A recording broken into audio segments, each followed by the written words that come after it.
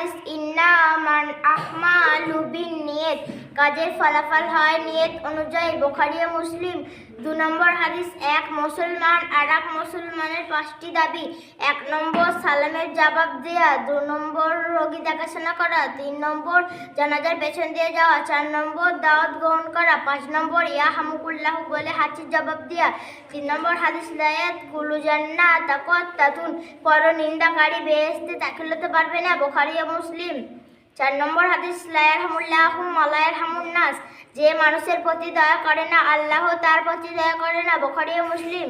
5 নম্বর হাদিস, ইয়াকুম ওয়াল গীবাতা ফাইন আল গীবাতা আসাদ্দু মিনাল জিনা, তোমরা গীবত থেকে বেঁচে থাকো, কেননা গীবত জিনার চেয়ে জঘন্যতম। আল হাদিস।